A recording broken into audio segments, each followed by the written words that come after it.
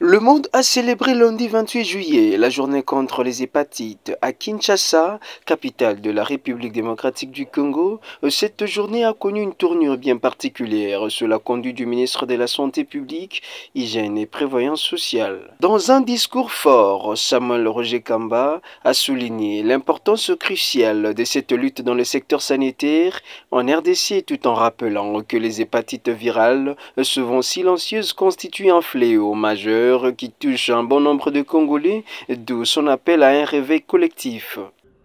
Le coordonnateur de la couverture santé universelle, Monsieur l'inspecteur général de la santé, Mesdames et Messieurs, distingués invités, en vos titres et grades respectifs, tout protocole respecté, je vous souhaite encore une fois la bienvenue. Et je vous dis bonjour à tous. Je vois que la salle est un petit peu groggy, un peu endormie, mais il faut se réveiller parce qu'on doit se réveiller pour les hépatites. Il y a des fléaux qui sont très silencieux et les hépatites font partie de ces fléaux-là. Le problème, c'est que si nous, en tant que pouvoir public, on est là, c'est que c'est vraiment des problèmes de santé publique, c'est-à-dire des problèmes qui touchent de grands nombres. Il est donc important, quand cette journée qui est réservée justement au réveil par rapport à cette problématique, nous, pouvoir public en République démocratique du Congo, nous soyons saisis et réveillés par rapport aux dispositifs que nous devons prendre pour stopper, éradiquer, en tout cas venir en aide aux personnes atteintes. Ainsi donc, au nom du président de la République, chef de l'État, sous l'excellence Félix-Antoine Tshisekedi Tshilombo, je voudrais informer la salle que son engagement pour l'éradication des hépatites comme problématique de santé publique est total. Et c'est pour cela que je salue son initiative de mettre en place ce système de la couverture santé universelle qui permettrait au grand nombre d'avoir accès aux soins et à la prise en charge de manière holistique. Que ce soit pour le dépistage, que ce soit pour la vaccination, que ce soit pour la prise en charge, ainsi que l'accompagnement des personnes atteintes. Je voudrais vous raconter une petite histoire. Dans les années 80, je connaissais un jeune homme, il avait à peu près 20 ans. Un jour, il se réveille, il était très fatigué, et puis progressivement, il avait des yeux jaunes, et il avait de la fièvre. Au début, on lui a dit, c'est sûrement la malaria. Et puis progressivement, il avait des urines très très foncées. Et puis, de fil en aiguille, il a eu la chance d'avoir un diagnostic posé. C'était l'hépatite B. Donc je le connaissais très bien, parce que c'était moi. Et donc, j'ai eu l'avantage, moi, de ne pas être passé à la chronicité. Mais beaucoup n'ont pas cet avantage. Et les statistiques venaient de vous être données dans notre pays. Il est venu le temps pour que notre pays s'engage sérieusement dans la lutte contre ces hépatites. Je me rappelle, et le docteur Chamala vient de dire le coût d'un traitement, mais je me rappelle que quand quand on a eu le traitement des hépatites C, la cure tournait autour de 60 000 €. Aujourd'hui, les coûts ont beaucoup baissé, mais quand bien même nos populations ne peuvent pas y accéder, parce que dans un pays où on vit avec moins de 2,5 $ par jour, il est difficile, même si les prix étaient très bas, d'y accéder. C'est en cela que la réponse par la couverture santé universelle devient très pertinente. Nous avons, au-delà de cris, au-delà de paroles, nous avons travaillé dans notre pays pour que finalement ce grand nombre accède aux soins. Ainsi, dans le cadre de notre plan national de la couverture santé universelle, nous avions proposé que le Parlement vote une loi, change la loi de la santé publique, et dans cette loi, que des taxes soient réservées à la prise en charge des malades.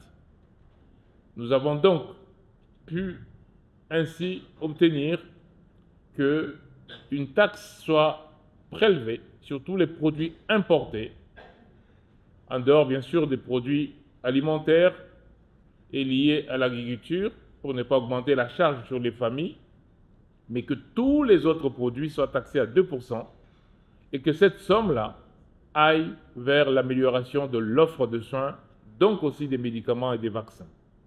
Et je suis fier de vous informer que la semaine passée, notre gouvernement, par la Première ministre, venait de prendre le décret imposant cette taxe. D'autre part, nous nous sommes aussi battus pour que le Conseil national du travail, c'est-à-dire la tripartite entre les travailleurs, les employeurs et le banc gouvernemental, puisse lever l'option que un montant, un pourcentage soit prélevé sur les salaires de tout le monde pour organiser la solidarité en santé. Et donc je suis aussi fier de vous annoncer que cette décision a été définitivement prise. Et que donc, probablement fin août ou début septembre, ces deux mécanismes de financement de la couverture santé universelle vont entrer en vigueur. Cela nous permettrait, d'une part, d'élargir ce que nous avions déjà décidé, notamment la gratuité de la maternité et la prise en charge des nouveau-nés, mais aussi, bien entendu, par ce mécanisme-là, d'élargir les services offerts aux mamans, notamment le dépistage, éventuellement le diagnostic et le traitement des hépatites. Cela veut dire que nous allons, comme l'a dit Dr Chamala, favoriser et permettre que nous ayons suffisamment de médicaments pour que nous puissions prendre en charge toutes les personnes qui en ont besoin sans qu'elles se ruinent financièrement. Il est vrai qu'au-delà de ça, nous devons mobiliser tout notre gouvernement, tous nos programmes, mais surtout nos communautés pour qu'elles puissent, elles aussi, participer à ce dépistage.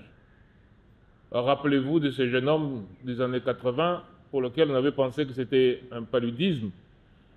Et donc, si nos prestataires de soins ne font pas plus d'efforts, mais malheureusement, beaucoup de malades passeront sous le radar. Il est donc important, effectivement, de les former pour qu'ils puissent interpréter correctement les tests des hépatites qu'ils vont demander. La journée d'aujourd'hui nous rappelle que nous devons nous engager, et je voudrais ici rassurer les organisateurs que le gouvernement de la République est très engagé pour que nous puissions ensemble diminuer ces chiffres alarmants qui font que notre espérance de vie globale reste de 3 ans inférieure à la moyenne africaine. Et donc, dans la prévention, nous devons nous engager.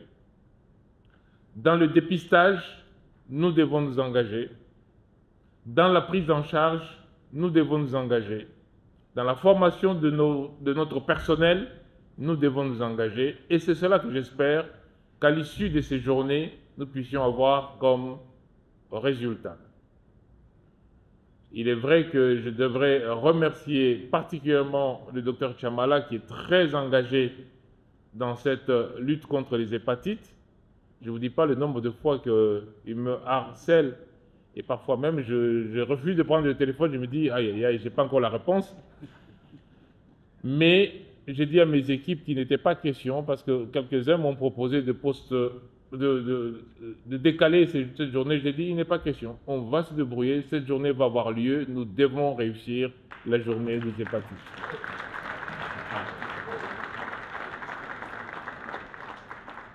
Ainsi donc, au nom du chef de l'État, son Excellence Félix Antoine Tshisekedi Tshilombo, au nom de la Première ministre Judith Suminwa Tuluka, et à mon nom propre, je voudrais vous remercier tous pour ceux qui sont venus de loin de s'être déplacés, ceux qui sont ici de réserver cette journée pour que nous réussissions ensemble la lutte contre les hépatites et ainsi déclarer ouvertes ces assises de lutte, de commémoration de la journée des hépatites.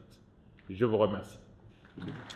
Cette lutte a été inscrite dans le cadre de la couverture santé universelle afin de permettre d'améliorer l'accès aux soins de santé. Cette initiative du chef de l'État, Félix Antoine Tshisekedi Tshilombo, a été saluée par le numéro 1 de la santé qui n'a pas tari d'éloges face à la détermination du gouvernement congolais de réduire l'incidence de cette maladie. Par son Excellence Félix Antoine Tshisekedi Tshilombo, président de la République et chef de l'État, à qui je rends solennellement hommage pour sa précieuse vision de la CSU pour la santé de la population congolaise.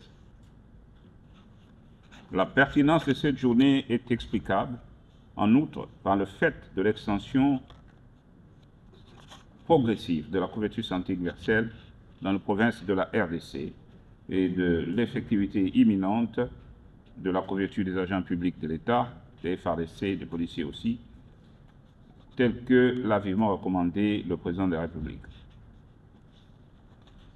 Dans la mesure où, en effet, en RDC, la prévalence des hépatites, notamment l'hépatite A et C, reste préoccupante, tandis que les efforts de lutte contre cette maladie semblent insuffisants, les études sur les hépatites en RDC indiquent en même temps une forte prévalence du VHB et du VHC chez le donneur de sang et dans certaines tranches d'âge et milieux, pendant que les données irrélatives suggèrent également un manque de sensibilisation et de prise en charge adéquate de ces infections, réfléchir sur le comment venir à bout des obstacles à la lutte contre les hépatites est plus que pertinent.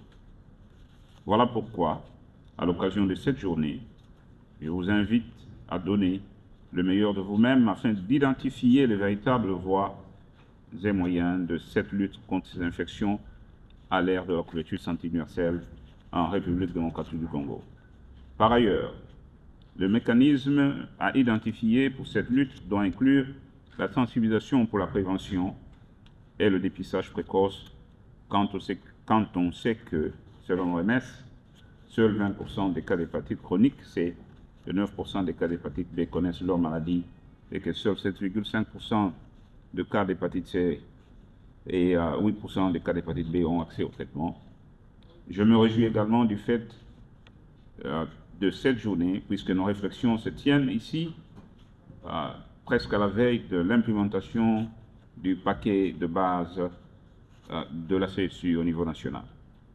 Si bien qu'il faille tenir compte du contexte général du pays, mais aussi du contexte spécifique de chaque province pour ces infections. C'est dans cet esprit que cette journée aura la peine d'être organisée et vécue. Que vive la RDC, que vive le programme des hépatites et que vive la couverture santé universelle en RDC. Je vous remercie.